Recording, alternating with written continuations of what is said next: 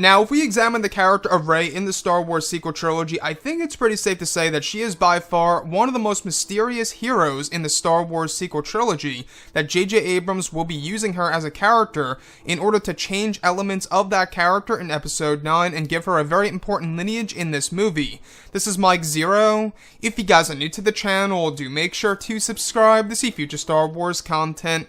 And what's great about that is that we will actually be seeing the bigger picture here in Episode 9 when it all comes down to the character of Rey and exactly what J.J. Abrams is going to do in order to utilize this character correctly at the very end of the current trilogy.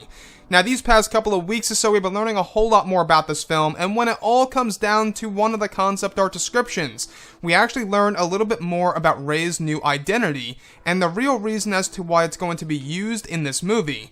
So what's really intriguing is that it's described that one of the vital scenes in the second act of the film will have to do with Rey changing her identity for a scene during her mission with Poe and Finn into the exotic city and to meet with the Dark Prince, also known as Prince Lon Lee. It's described that the reason of Rey having to give herself a new identity has to do with Kylo Ren spreading word around the galaxy and to different star systems that the First Order controls, is to be on the lookout for a young woman named Rey. She is infamous around the galaxy at this point in time, 1 year later after the events of The Last Jedi, for killing Supreme Leader Snoke, and that is what Kylo is telling the First Order to cover up what he really did. It's said that Rey will go by the name of Kira during her mission into the marketplace and into the palace of the Dark Prince, as this actually has a connection to the First Order and has a First Order outpost on that world that's on the lookout for Rey. Additionally, Kylo Ren has been using Snoke's death by the hands of Rey in order to keep the First Order in control. It's said that Rey goes by the name of Kira and even mentions it to a couple of characters on the exotic world. It's said that part of this whole entire sequence in the film will have to do with somebody connected to the First Order who figures out who really killed Snoke and uses it against Kylo Ren at some point in time. So I want to go over a couple of parts about this. Now, we've been hearing about Rey's new identity a couple of times now, these past 3 months, give or take, and what I really like about this is that it does have a double meaning. The number one meaning here is that this is the original name by J.J. Abrams for the character of Rey in The Force Awakens. In case you guys did not know, originally J.J. Abrams wanted to call her Kira as opposed to Rey. And by the way, it's spelled K-I-R-A. It's not Kira with a Q, like in Solo: A Star Wars Story. This is a different name. So the other thing here is that this is also a little nod to one of the comics that's actually canon under Disney, where Luke Skywalker actually changes his identity in between the events of Empire and Return of the Jedi.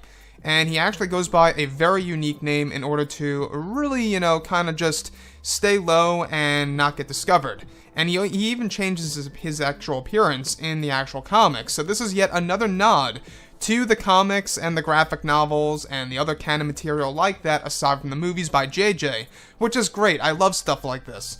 So this exotic city, alright, this is where Rey goes to, and this is the sequence in particular where she changes her name and even changes her appearance slightly in this movie, where at one point in time she will be wearing a hood over her head when she goes ahead and meets the Dark Prince. So what I find very great about this is that this also creates a little game of cat and mouse in Episode 9, where there's this big secret about Kylo Ren. Now, Kylo Ren is using this whole entire story of Rey killing Supreme Leader Snoke in order to keep the First Order in control, and it's the main reason as to why Rey has to change her name and her identity on a specific world that is somewhat, pretty much, overruled or ruled by the actual First Order, as there is an outpost on that world.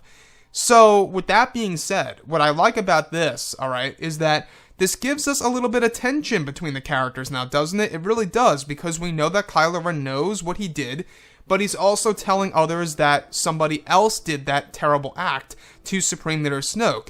Through the eyes of the First Order, they actually loved Supreme Leader Snoke. They actually really, enjoyed his ideology. They really, were pretty much, believers within his philosophy.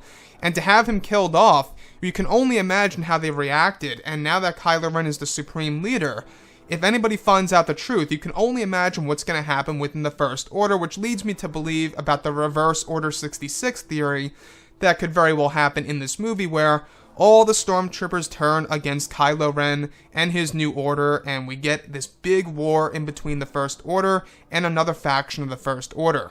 But I digress. This whole entire reason as to why Rey changes her name and gives herself a new identity has all to do with Kylo Ren spreading that lie, alright, spreading that word that she was the one responsible for killing Supreme Leader Snoke. Now, like I say, I think that this is great. I think it creates tension between the characters. I think it's a great way to create drama, and especially the fact that one of the First Order characters knows what Kylo Ren did. I think it's General Hux, without a doubt. Anyways, guys, drop a comment below. Let me know what you think about all of this in the comments. And if you guys did enjoy the content for today, do make sure to drop a thumbs up on this video to support the channel. I thank you all so very much for the kind support, and I'll catch you guys next time.